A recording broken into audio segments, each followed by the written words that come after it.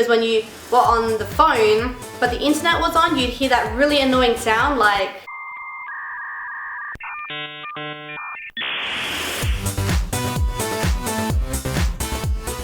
Hey guys, it's Makaila, welcome back to my channel. So today we are going to be talking about MSN. Now some of you might be too old or too young to even know what MSN is, but for people around the age of mine, I feel like we're going to be communicating and relating so much right now. I had completely forgotten about MSN until a while ago when I watched another video of a girl talking about it, and I was like, oh my god, the things she was talking about were literally relating to me so much, to the point where I just said literally again.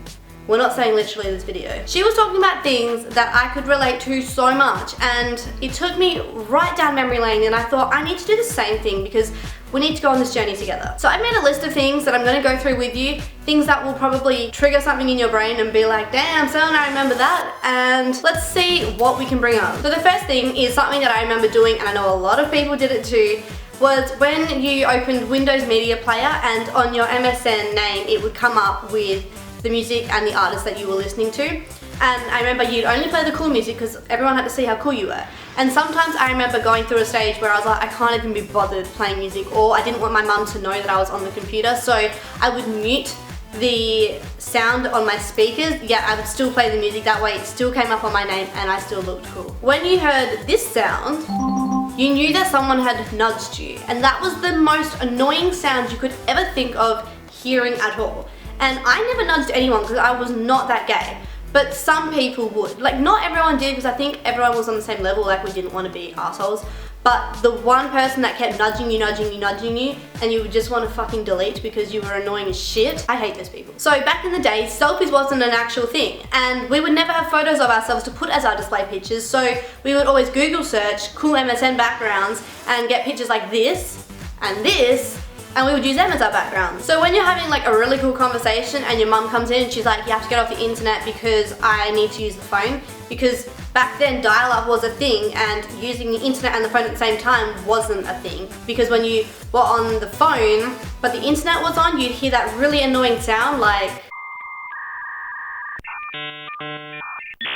So you'd have to get off the internet, you'd write BRB, which is be right back for anyone that doesn't know, which I'm sure everyone knows. But in real life, your mom's talking to her best friend or your nan on the phone, so you don't get back on the internet for like a whole nother 2 hours. So BRB really doesn't mean shit. Hands up anyone who did this. When you notice that your crush is online but they haven't messaged you, so you sign out of MSN and then back in, because every time you sign back in it would let everyone know on your friends list that you signed in. And you would do that so that your crush would notice and then message you first, because let's be real, you weren't game enough to message them first.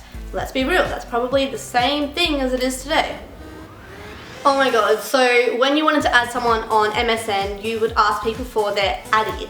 And what the ADDI is abbreviation for email address, because that's how you added people on MSN. Okay, hands up again for anyone that remembers this screen.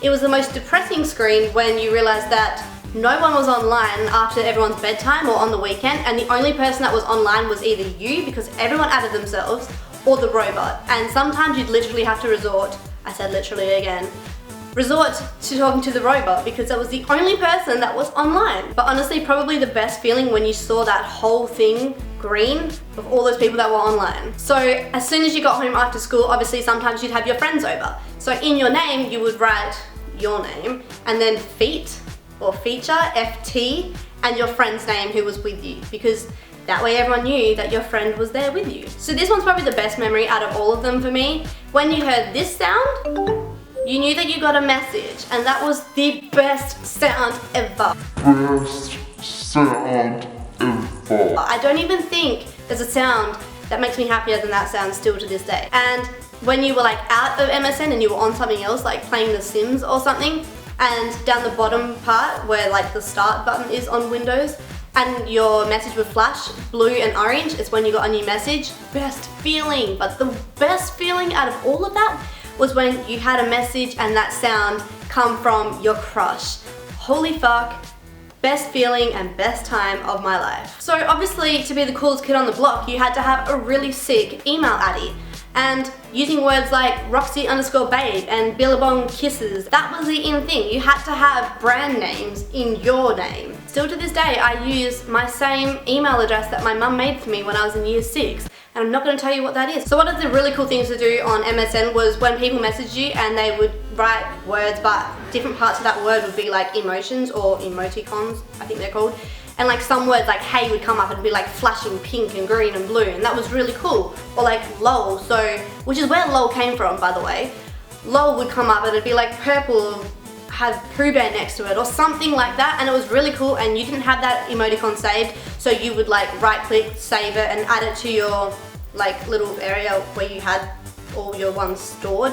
So that way every time you wrote lol, it would come up with that emoticon. I went through a stage where I had so many emoticons, like every word was an emoticon, and I had to stop because it was just like gonna give me an epileptic fit if I had kept going. And last but not least, I feel like this is something that everyone can relate to. When your mum came in or your dad came in and you didn't want them seeing your message, so you would go space, enter, space, enter, space, enter, so your messages would quickly go up and all you could see was spaces, so your mum couldn't see that you were being a badass. Well guys, I hope you really enjoyed this video. I really enjoyed making it and going down memory lane, because this was like this was so many years ago for me, and it's crazy bringing up the past like that because we've come such a long way. But now Facebook's the thing, so in 10 years time we're probably going to be talking about things we did on Facebook and our kids won't even know what that is. I don't know. Thank you all for watching this video. Can you please remember to follow me on all my social media, my Snapchat, Facebook and Instagram, and make sure you subscribe to my channel too if you haven't already, because we are over 500. Woo! I'll see you guys all in my next video. I hope you have an amazing day. Bye!